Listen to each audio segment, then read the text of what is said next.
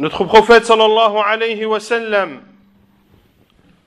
a restitué le dépôt et il a transmis le message sallallahu alayhi wa sallam.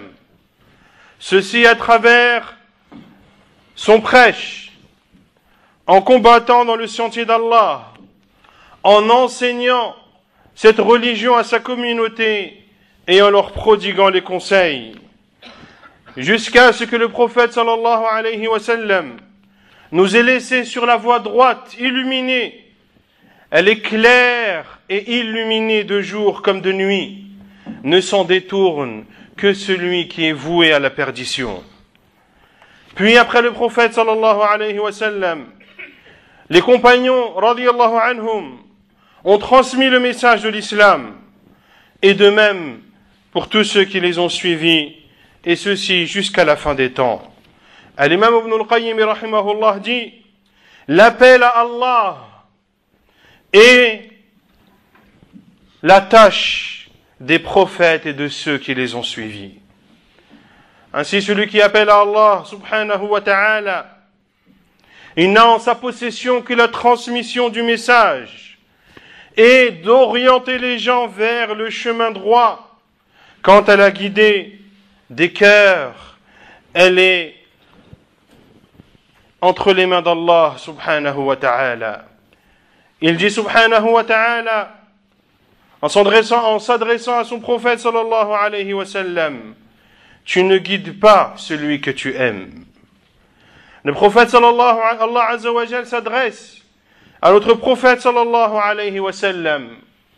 Il a guidé ici qui n'est pas dans le pouvoir du prophète sallallahu alayhi wa sallam. C'est la guidée des cœurs.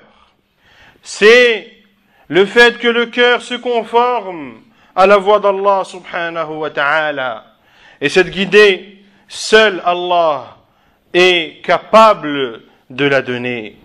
Ainsi il dit subhanahu wa ta'ala dans d'autres versets, en s'adressant au prophète sallallahu alayhi wa sallam: ce n'est pas à toi qu'incombe leur guider, mais c'est Allah qui guide qui il veut. Et il dit dans un autre verset subhanahu, selon le sens: et Allah guide qui il veut. Quant à la deuxième guidée, qui est la guidée de l'orientation, qui est le fait d'enseigner et d'orienter les gens vers la religion d'Allah et sa législation. Celle-ci, elle est à la portée du prophète sallallahu alayhi wa sallam. Elle est également à la portée de tous les prêcheurs après lui sallallahu alayhi wa sallam. Comme le dit Allah azza wa jal dans Surat Shura: et en vérité, tu guides vers un chemin droit. Et la guidée qui est voulue ici, c'est la guidée de l'orientation.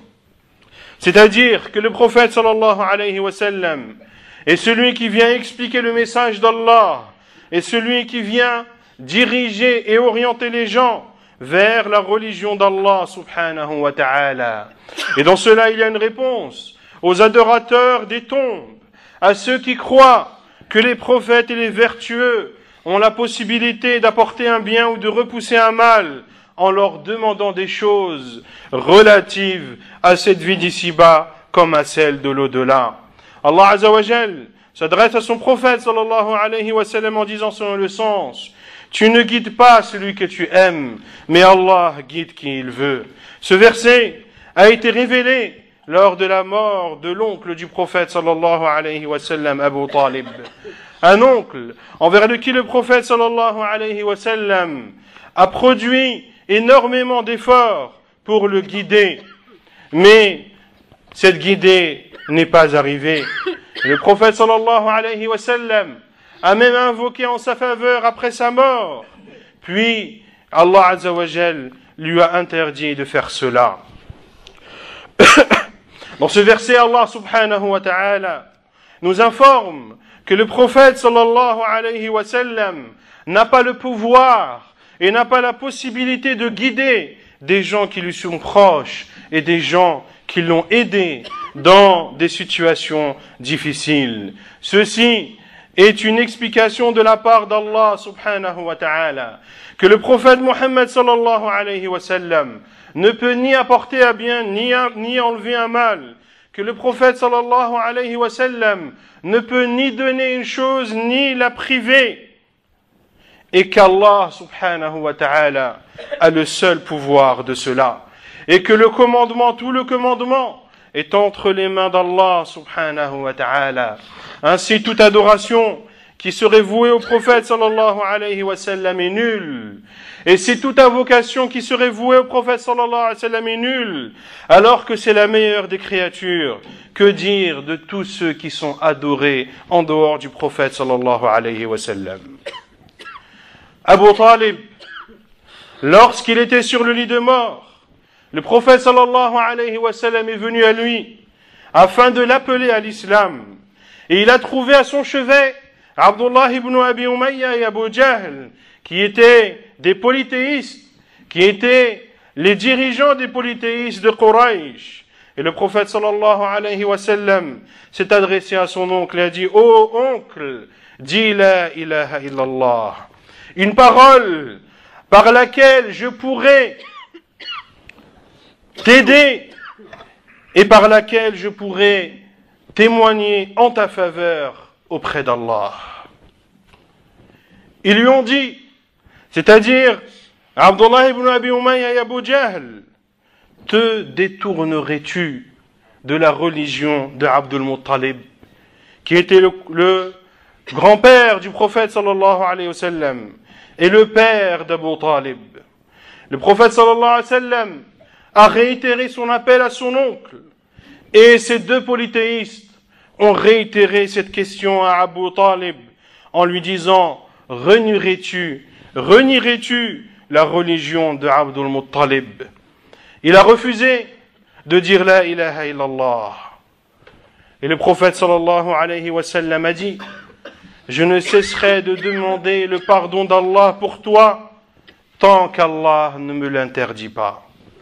Et c'est alors qu'Allah subhanahu wa ta'ala a révélé le verset 113 de sourate At-Tawbah, le repentir. Selon le sens, il n'appartient pas aux prophètes et aux croyants d'implorer le pardon en faveur des polythéistes, même s'ils sont des parents, alors qu'il leur est apparu clairement que ce sont des gens de l'enfer. Alors qu'il leur est apparu clairement que ce sont des gens de l'enfer. Ainsi, le prophète sallallahu alayhi wa sallam a fait tout son possible pour guider son oncle. Pour guider son oncle, qui était son oncle paternel, mais qui était aussi son oncle, qui l'a soutenu et qui l'a protégé des attaques et des offenses du peuple de Quraysh. Abu Talib, qui dans de nombreux de ses poèmes a reconnu la véracité du message de Muhammad sallallahu alayhi wa sallam, il dit: et je sais très bien que la religion de Muhammad fait partie des meilleures des religions. Sauf qu'il n'a pas suivi le prophète sallallahu alayhi wa sallam. Et il a persisté dans sa mécréance, de peur des représailles et des insultes de son peuple. Le prophète sallallahu alayhi wa sallam, malgré tout cela, n'a pas réussi à faire en sorte que son oncle Abu Talib meure dans l'islam. Meurt dans l'islam.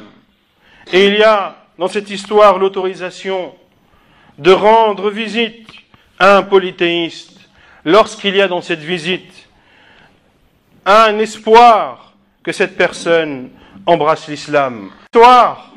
Il y a de nombreuses morales à retenir. La première, on le retient, la gravité de la mauvaise compagnie, et que le musulman doit faire très attention aux mauvais amis et à la mauvaise compagnie, et doit prendre garde à celle-ci, car Abdullah ibn Abi Umayya et Abu Jahl ont été la cause du détournement d'Abu Talib de la vérité et de son refus d'embrasser cette immense religion qu'est l'islam. Et que l'impact et l'influence du mauvais compagnon touchent les grands comme ils touchent les petits. Il est donc demandé aux musulmans et aux musulmanes de ne pas écouter les mauvaises compagnies, et de ne pas les côtoyer. Et les effets néfastes des mauvais amis n'est pas propre au polythéisme, mais dans l'ensemble du comportement de l'être humain. Car le compagnon a une influence immense sur la personne, que ce soit dans le fait d'emprunter le bon chemin comme d'emprunter le mauvais. Le prophète sallallahu alayhi wa sallam a dit, l'homme ou la personne est sur la religion de son ami.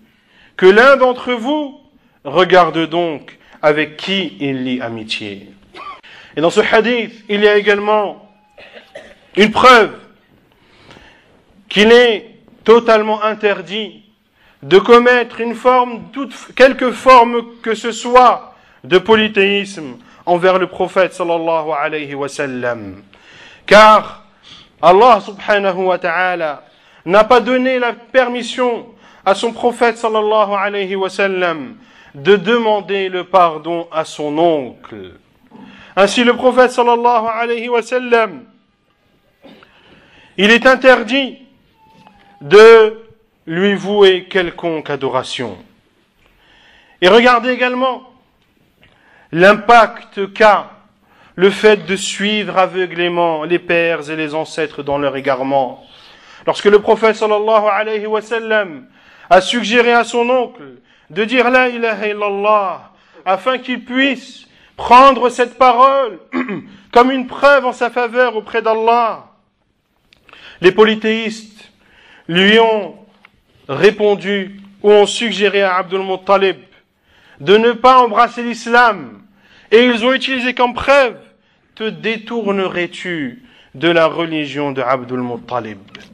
Ils lui ont apporté cette preuve qu'apportent les polythéistes aux prophètes qui leur ont été envoyés, à savoir, apporte-nous-tu une nouvelle religion que nos pères et nos ancêtres n'ont pas connue.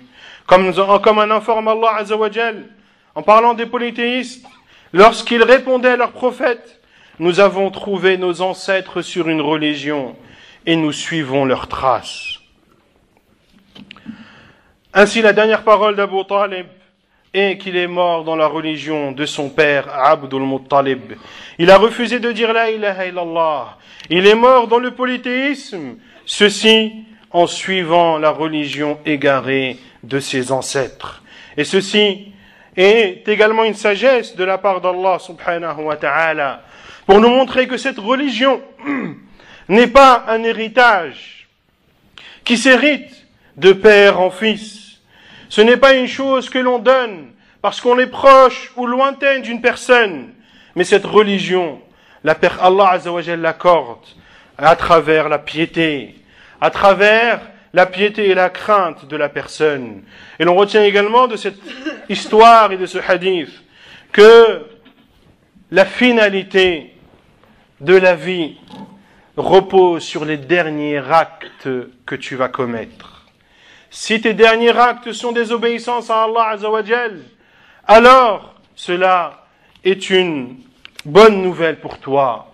Mais si tu meurs dans la désobéissance, et si tu meurs dans le péché, et si tu meurs, wal-iyadhu billah, dans le polythéisme, ce sera par cela que ta vie se clôturera. Et le prophète sallallahu alayhi wa sallam, parce qu'il était motivé à la guider de son oncle, a juré qu'il allait demander le pardon d'Allah à son oncle après sa mort. Et c'est ainsi qu'Allah subhanahu wa ta'ala est venu interdire à son prophète sallallahu alayhi wa sallam et aux croyants par la suite de demander le pardon aux polythéistes après, même s'ils sont parmi les proches parents. Et sachez, chers musulmans et musulmanes, que le prophète sallallahu alayhi wa sallam est la meilleure des créatures et c'est parmi les êtres humains celui qui a la plus grande valeur auprès d'Allah subhanahu wa ta'ala et c'est celui qui est le plus proche d'Allah subhanahu wa ta'ala. Mais malgré cette immense place auprès d'Allah, le prophète sallallahu alayhi wa sallam n'a pas la faculté d'apporter un mal ou de repousser un mal ou d'apporter un bien, Le prophète sallallahu alayhi wa sallam n'a pas entre ses mains la faculté de guider les gens.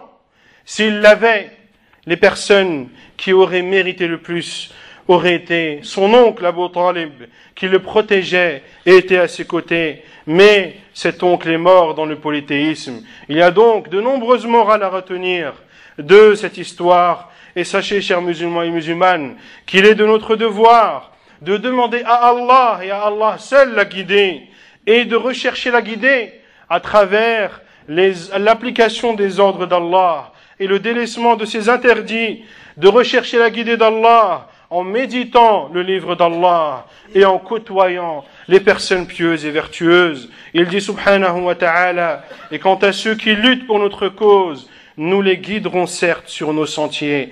Allah est en vérité avec les bienfaisants.